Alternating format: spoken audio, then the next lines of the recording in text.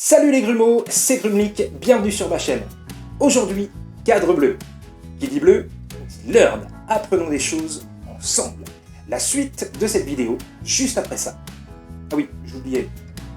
On s'abonne, on cloche, on like, bref, on supporte.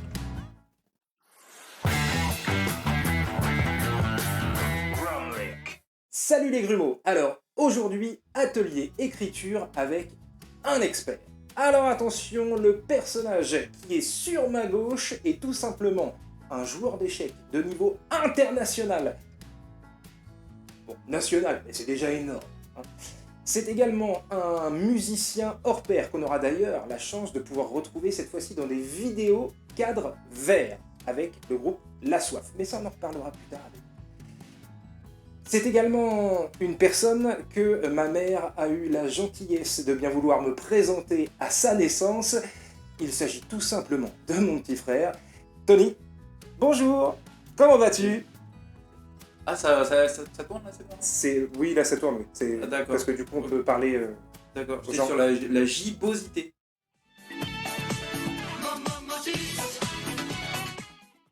Ravi de te recevoir sur ma chaîne. Comme tu le sais, donc aujourd'hui c'est cadre bleu. Hein. Oui. Et donc cadre bleu c'est... Cadre bleu. Il sait pas encore. Maintenant on va la refaire. On coupera au montage. Non, cadre bleu c'est learn. D'accord. C'est les vidéos learn, des tutos, des trucs à apprendre, machin, etc. ou à montrer aux gens. Un petit peu sympa quoi. D'accord. D'accord. Alors on la refait. Ok. Clap. On a des budgets absolument faramineux. Alors aujourd'hui, Tony, on se retrouve pour une vidéo cadre bleu. Qui dit bleu dit... Learn. Spontanéité, connaissance de la chaîne Grumlik, génial. Aujourd'hui, donc, on va parler d'un atelier, d'un élément que tu proposes à différents publics. Alors, cet atelier, c'est un atelier d'écriture de chansons françaises, c'est bien ça? Oui, tout à fait. Le but de l'atelier, c'est d'écrire une chanson, du début jusqu'à la fin, avec la musique, les textes, avec un groupe d'enfants ou d'adultes, pour pouvoir donc, du coup, le clipper par la suite, l'enregistrer. Enfin voilà, c'est vraiment tout un projet en continu avec ce groupe, autour de la chanson française. Parmi les questions qu'on peut se poser par rapport à cet atelier, il y a le où. Pour le moment, je propose ça dans les écoles. D'accord. Voilà. Donc, le but par la suite, ce sera de proposer dans d'autres lieux, quoi. Mais pour le moment, ouais, c'est dans les écoles. D'accord. Donc, ton public principal est composé d'élèves adolescents, ouais. Plus jeunes peut-être aussi, non? Jeunes, c'est plus difficile. Mais ouais, adolescents, c'est bien. Ouais. D'accord, à partir du collège. On est bien d'accord que c'est pas limité aux enfants, c'est-à-dire que des boulets comme moi, en termes d'écriture, peuvent très bien prendre des cours avec toi. Ouais. Enfin, des cours, faire un atelier avec toi. Oui.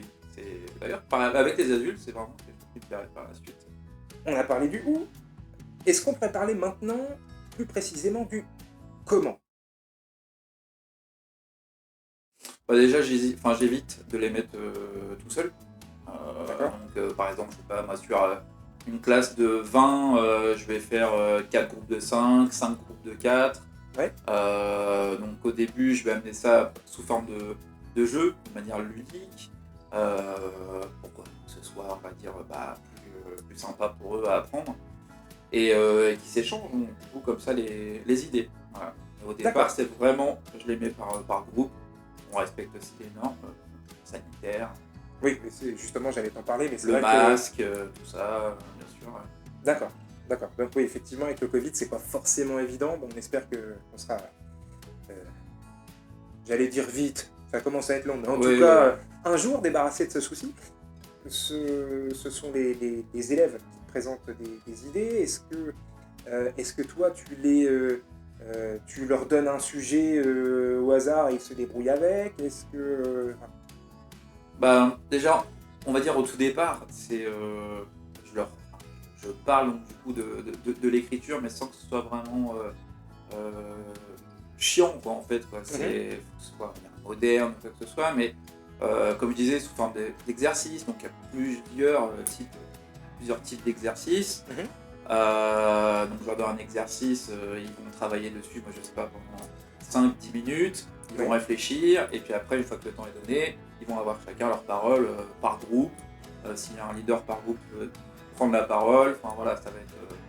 Mais c'est plein d'exercices différents. Un atelier qui va durer 2 heures, je vais faire peut-être 2-3 exercices, ça dépend. Alors, il va y avoir plusieurs manières de joindre Tony. Vous pourrez laisser en commentaire en dessous que vous avez tout simplement envie de participer à son atelier écriture. Et je vous mettrai en contact avec lui, évidemment. Oui, dans le où, on a oublié de rappeler quand même, sauf erreur de ma part, qu'on est plutôt en région normande. Oui. En physique, du moins. Enfin, oui. En tout cas, c'est Le Havre ou les alentours, en physique. Et est-ce qu'il y a possibilité, à ton avis, de faire ça en visio ou un truc comme ça? Oui, il y a moyen. Après, c'est moins interactif, c'est sûr, mais... D'accord. Oui, il y a possibilité. Oui. Alors, donc, revenons à nos moutons. Moi, ce qui m'intéresse, c'est de mettre en pratique. Voilà. De mettre en pratique cet atelier. Alors, quand je dis de mettre en pratique, l'idée n'est pas non plus de tout dévoiler, parce que ce serait pas forcément intéressant. Mais en tout cas, de montrer une petite sélection d'événements qui pourraient arriver pendant cet atelier. Salut Tony, donc écoute, je suis content de pouvoir participer à cet atelier. Merci d'être venu à l'atelier, ça c'était cool. Ah bah ça fait plaisir, d'autant que c'est chez moi. Donc, oui, mais ouais. Pourquoi du coup tu veux faire cet atelier? Je suis chanteur. D'accord. Donc, pas beaucoup en ce moment, mais donc je suis chanteur, à grande majorité interprète, et du coup j'aurais souhaité pouvoir à l'occasion composer, et puis voilà quoi. Donc, et je me suis dit qu'un professionnel pouvait peut-être m'aider à faire quelque chose de plus original ou sympa. Enfin, t'as déjà écrit? Oui, j'ai déjà fait des chansons. Alors j'ai plus écrit en anglais, parce que j'étais attiré par la musicalité anglaise. Mais en français, bon, pas trop. Bon, après, il faut dire que je n'étais pas nécessairement un littéraire sur le papier. Donc, mais oui, j'ai déjà un peu écrit. Mais... Il n'y a pas besoin d'être littéraire, hein, je te rassure, moi non plus. En fait, pour tout te dire, moi, j'ai jamais vraiment fait de poésie. Enfin, j'étais vraiment jamais dans l'écriture ou quoi que ce soit. C'est venu par hasard. L'écriture est venue par hasard avec la musique. Donc, comme quoi, c'est accessible pour tout le monde. Pas besoin d'avoir fait de grandes études pour faire de l'écriture. Après, si je peux te donner un premier conseil, par exemple, utilise davantage les synonymes plutôt que les définitions. Dans le but d'éviter les répétitions. Je ne sais pas si tu te rappelles, mais à l'école, quand tu faisais une rédaction, quand on faisait des répétitions, c'était souligné en rouge, c'est moche en fait. Donc du coup, le fait d'utiliser des synonymes, ça va permettre vraiment d'enrichir ton écriture, de partir aussi sur des sons, sur des jeux de mots. Il y a plein de choses. Les synonymes sont essentiels pour l'écriture. Donc, on a évoqué les synonymes. Est-ce qu'il y a éventuellement d'autres éléments? Alors, encore une fois, comme je le précise depuis le début de la vidéo, on n'est pas là forcément pour donner toutes les ficelles de Tony, mais pour vous donner quand même quelques éléments et goût ou envie, en tout cas, de participer à cet atelier. Mais quand même, on veut en savoir un petit peu plus. Alors du coup, utiliser les synonymes. Ok. Est-ce qu'il y aurait un autre élément fonctionnel qui nous permettrait d'avancer, même simplement? Les métaphores. Pour un exemple, au lieu de dire je vais croquer dans une pomme, je vais croquer dans le fruit défendu, par exemple. C'est beaucoup plus recherché. Camoulox.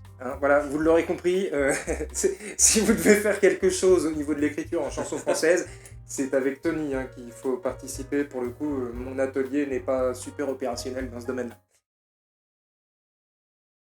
Des fois, il peut y avoir vraiment des mots qui sont très très beaux à l'oreille, Et donc là, dans ces cas-là, se renseigner sur sa définition, sur ce que ça veut dire, Ouais.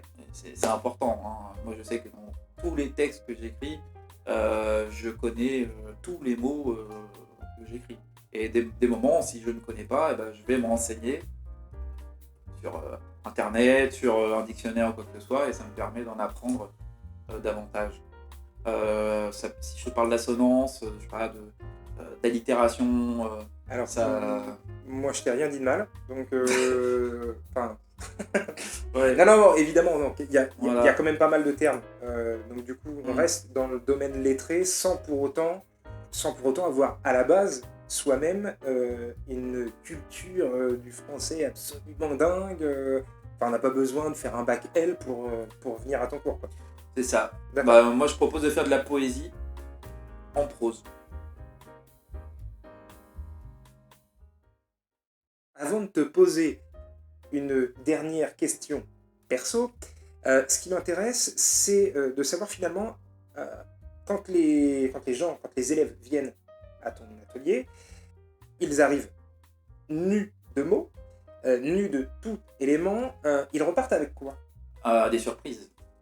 Par exemple, j'ai pu, sur certains ateliers ou quoi que ce soit, voir des enfants en pleurs. Mais dans le bon sens du terme, hein, à savoir qui se livrent. Hein. C'est juste que voilà, ça leur permet aussi de leur montrer qu'il y a quand même pas mal de choses qui sont cachées en eux et ça va au plus profond. Alors après, est-ce qu'ils repartent avec un support matériel? Est-ce qu'ils repartent avec d'autres éléments que juste des mots et t'avoir rencontré? Parce que déjà, nous sommes toutes super cool, hein, c'est pas le problème, mais est-ce qu'ils repartent avec, je sais pas, un support physique par exemple? Ouais, tout est écrit. Je leur donne des feuilles, hein, bien évidemment, des feuilles de brouillon pour qu'ils puissent donner leurs idées, pour qu'ils puissent également écrire pour les exercices. En fonction des exercices, ils vont également avoir des documents. Mhm. Ça peut être des images, ça peut être pas mal de choses. Mais c'est vrai que je leur donne l'occasion de pouvoir travailler aussi chez eux, pour ceux qui le souhaitent. Il n'y a rien de forcé forcément. D'accord. Eh ben écoute, bon, dernière petite question. Comment en es-tu arrivé là? Est-ce que ça vient d'un constat perso, juste une simple envie Parce que comment quelqu'un vient se dire, tiens, je vais faire des ateliers d'écriture de chansons françaises? Ouais, c'est une bonne question. D'accord. C'est un gros travail. Gros travail. L'écriture est une passion. La chanson française, hein, je précise. Oui. Que tout à l'heure, tu disais que tu avais fait de l'écriture en anglais. Oui. Je suis incapable d'écrire en anglais. D'accord. Moi non plus d'ailleurs. Mais l'écriture française, je la trouve tellement belle, tellement enrichissante. C'est une passion, l'écriture, et du coup, j'ai envie de faire partager cette passion. J'ai envie de casser des codes. J'ai envie de casser toutes ces fausses images qu'on se donne sur la chanson française. Tous ces clichés. D'accord. Voilà, on peut faire de la chanson française et être moderne. Les Grumeaux, j'ai été ravi de vous proposer cette vidéo en compagnie de Tony. Je vous rappelle l'intitulé de son atelier, donc atelier d'écriture de chansons françaises. Tony, merci beaucoup pour cette petite interview et cette petite proposition concernant ton atelier. Nous, on se retrouve bientôt pour une prochaine vidéo et notamment, pourquoi pas, une vidéo cadre vert, une vidéo musique avec La Soif. Ciao, bye bye, les Grumeaux. On vous aime. On vous aime. Abonnez-vous. Ah ouais.